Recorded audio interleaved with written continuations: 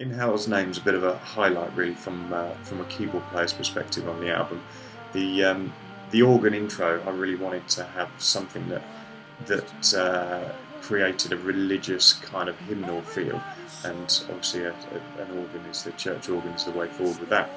Um, I kind of had this idea for the chord pattern, and then I just sat down and played it. I didn't write anything out, and changed it as I went along. There's no phrase that's repeated exactly from a time signature perspective, which created problems when we came to play it live because I just couldn't remember it. It literally changes each chord and the time length every time the pattern repeats. The time signatures change. So made Damien's job rather difficult when I sent it to him to start writing melodies over the top of. But he came back and it just started to sound better and better. And once he started with the lyrics as well, it became clear that the putting a choir on it was definitely the way forward. And I wrote the choir parts out long before we'd even found a choir that had agreed to sing on it. So yeah, we were just keen to get that sounding amazing. And yeah, I think it's a great start to that piece. We eventually got in touch with the Stowe Chamber Choir, and Pete and I went up and recorded them at the Stowe School in Buckinghamshire, and recorded in one of their big old music studies. So we got an amazing sound, an amazing choir, and just adds that kind of that extra piece of realness to that opening opening section of the song. It's a real highlight for me. The organ that starts the piece actually stays throughout the rest of the piece pretty much, just with slightly different drawbar settings. Just like to keep that constant, just as a kind of reminder of what happened in the beginning of the song, and it just creeps back in and works really well with the acoustic parts later on. Right, In Hell's Name. Now, this one definitely started with the intro side of things. Ads and I had spoken about it, the idea of doing a track on a church organ. He actually, was friends with some people in the local village that we were going to be able to go to a church and record on the organ there. That didn't end up happening, but it was a nice idea while we were talking about it. So the idea of an organ-based track was there, and Ads kind of went away with that, and then came back with what is basically straight up the intro to In Hell's Name, which is just awesome. It's kind of everything that I could have hoped for when we're talking about it, and way more. The added bonus was that Damo, in the kind of craziness that it is, where nothing. It just doesn't do the same thing twice, which makes it particularly fun for Ads to play live. But it's one of those things where Damo just has a really cool sense of melody. Like, he hears, lots of really great things through it, and it was a bit of a comp because it really doesn't do the same thing twice. So it's not something that you can just listen to and sing a melody over, and then it's going to work. One melody will not work through the whole thing. So it was a bit of a work with Ads to make it fit, and a bit of jiggery pokery while writing it. But they did such a good job. There's some quite cool stuff in the demo where it worked out that Damo had sung one of the lines into the wrong side of a cardioid condenser microphone, which just had that really kind of wrong room sound, so like he's singing not into the microphone, he's singing into the back of it. But it had this really cool effect, which we nearly kept actually, but when recording it and doing the vocals, we opted for it not being quite so silly. So yeah, after that, Ads kind of sent it over my way, and this was another one that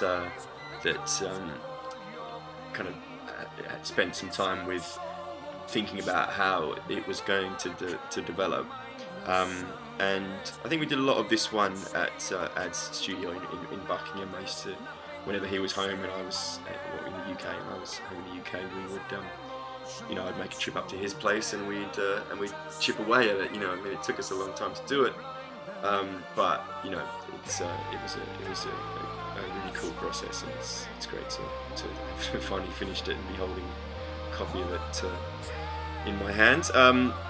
So when he sent it to me, I sent it back with a couple of riffs and stuff that I kind of where it was going to go, and we nicknamed it Organ Grinder in terms of the name for the track.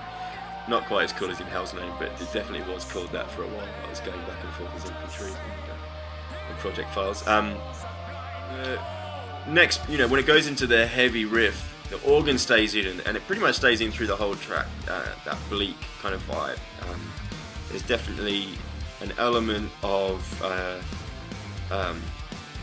the sort of emotions and sounds that the organ section evokes is really important, contrasting again in those kind of polar themes to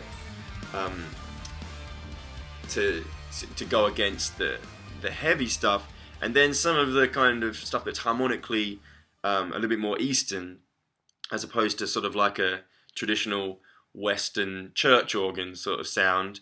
The kind of Eastern instruments that make their way in and the Eastern melodies that make their way in are, there musically to sort of to be, adding to the ideas of the lyrics.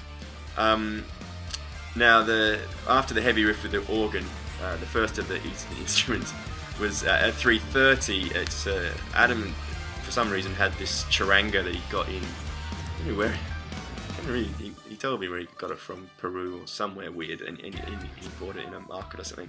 It's a little, it's got, it might not even be a charanga, we're not even sure, but I think it is. It's got the string sets. There's 4 sets of 3 strings close together that are tuned in unison to each other.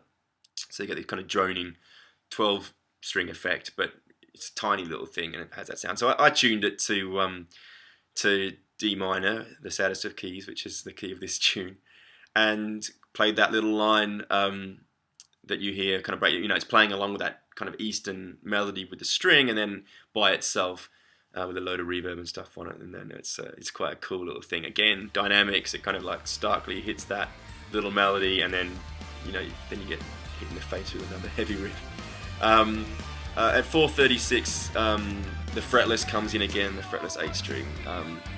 Again, it's just one of those things where I started using it for some overdubs, and it just, the next verse, this is one of those rare times where the second verse is actually musically pretty similar on the guitar side of things to the first verse. That doesn't happen that much, but rather than it just being the same thing, it's like something's got to be adding, and it's moved. The next section is going to get to the big chorus. So it's sort of like putting the licks with the fretless is kind of giving that extra bit of movement and other stuff in there. Again, this is all through the Fractal Axe Effects Ultra, which I recorded this album with at the time, it's a cool sound. The drop before the chorus is just kind of, again, just taking it all away before we hit you with the chorus. Just a dynamics thing is quite cool, just that break.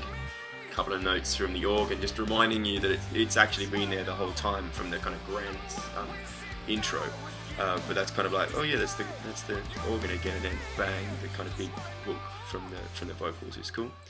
542 is my Kayari WY1 acoustic guitar again, through a Rode mic, just a kind of Neumann copy, cheap Rode condenser mic, and it's slowly building the melodies on the guitar with the organ underneath.